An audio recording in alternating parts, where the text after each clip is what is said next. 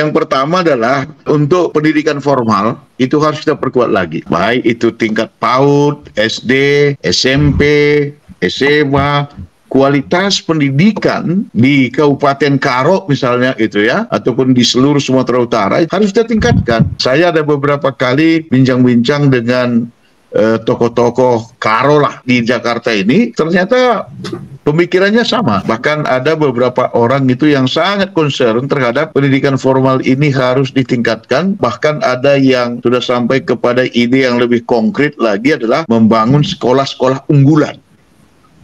Lebih dari itu, ada juga yang sudah berpikir bahwa di Kabanjahe itu harus ada universitas yang kualitasnya nomor 1. Bukan asal membangun universitas ya, tapi membangun universitas yang kualitasnya nomor 1, yang paling bagus lah. Ini banyak sekali ide-ide, bahkan banyak sekali tokoh-tokoh pendidikan yang berasal dari Sumatera Utara, dari Tanah Karo. Ini untuk pendidikan formalnya. Sedangkan generasi muda yang sudah tidak sekolah lagi, itu yang dari tadi sudah kita diskusikan, harus ada pelatihan-pelatihan untuk mereka, untuk para generasi muda yang sudah tidak bersekolah lagi. Ini harus ada pelatihan-pelatihan.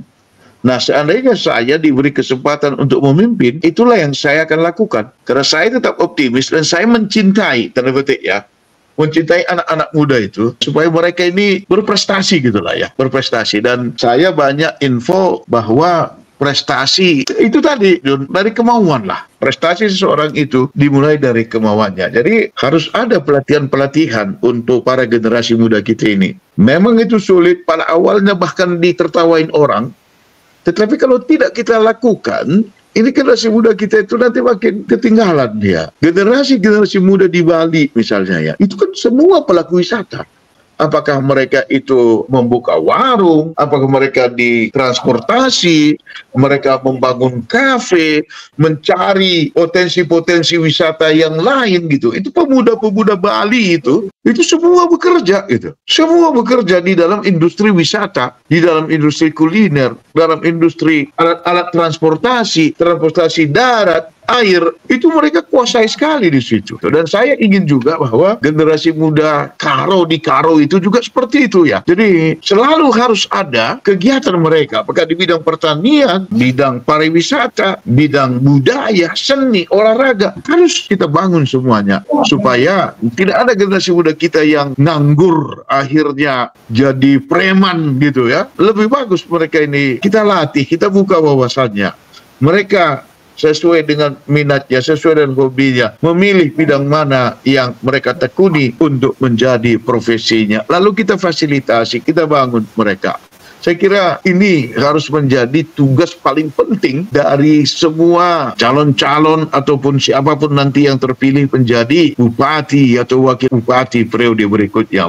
Begitu, Jun. Siap, Pak. Berarti intinya tadi yang Bapak sampaikan itu pendidikan dan pelatihan untuk generasi muda itu yang paling penting ya Pak ya? Ya, betul. Kemudian terakhir Pak, sebelum kita mengakhiri diskusi kepemudaan kita ini, tadi kan Bapak sampaikan bahwa pasti ada orang-orang yang tulus atau punya vision juga untuk membangun generasi muda, khususnya generasi muda Karo begitu Pak. Artinya dari yang Bapak sampaikan tadi, Bapak adalah salah satu orang yang punya ketulusan dan punya vision di bidang membangun kepemudaan itu Pak. Kemudian dari sudut pandang Bapak secara pribadi, potensi seperti apa yang sangat perlu dikembangkan di lingkungan masyarakat Tanah Karo begitu Pak? Itu kalau saya lihat bahwa dua hal tadi, wisata Karo itu harus dibangun oleh generasi muda.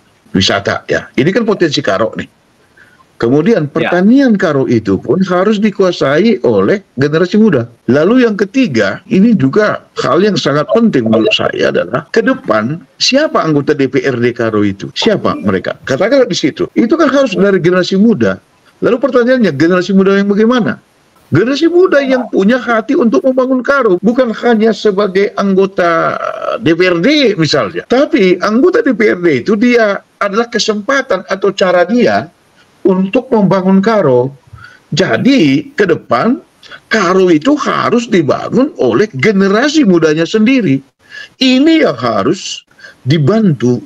Ini yang harus dibantu membuka wawasan itu supaya semua berlatih lah. Walau bagaimanapun nanti pemerintahan Kabupaten Karo akan menjadi kunci untuk pembangunan kemajuan Karo, termasuk siapa yang duduk di dewan-dewan legislatif. Nah, jadi Jun, pendidikan politik untuk generasi muda pun itu sudah sangat penting sekali untuk dilakukan. Di samping keterampilan dan minat mereka dalam bidang pariwisata tadi, keterampilan dan minat mereka dalam bidang pertanian, keterampilan dan minat mereka dalam budaya, seni, olahraga, ini benar-benar harus kita gugah dan harus kita beri kesempatan, bangun kesempatan itu selebar-lebarnya, sekuat-kuatnya. Dan saya juga mendata bahwa orang-orang Karo di perantauan itu tidak hanya punya pikiran, bahkan sumber daya pun, sumber dana pun mereka punya. Hanya salah satu ketakutannya, ada pun dana bisa nggak dipakai untuk benar-benar membangun generasi muda.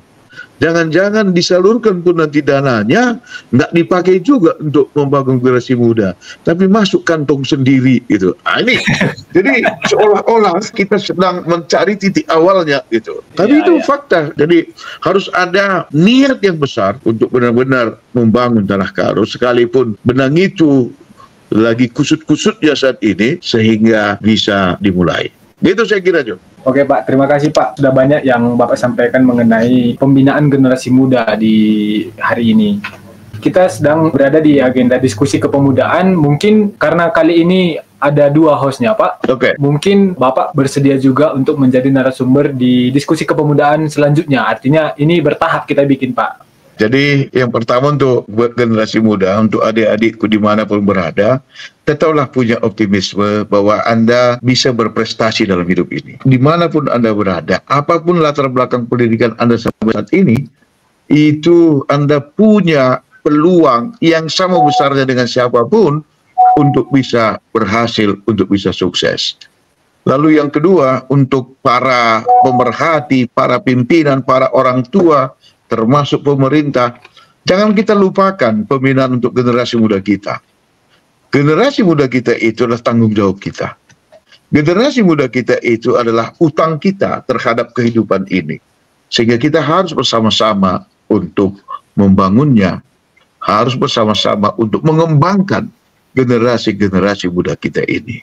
Alangkah sayangnya kalau generasi muda kita ini jatuh ke dalam lingkaran-lingkaran yang membuat mereka terpuruk di dalam sana dan sulit untuk keluar, misalnya menjadi pecandu obat-obat terlarang, bahkan menjadi agen obat terlarang.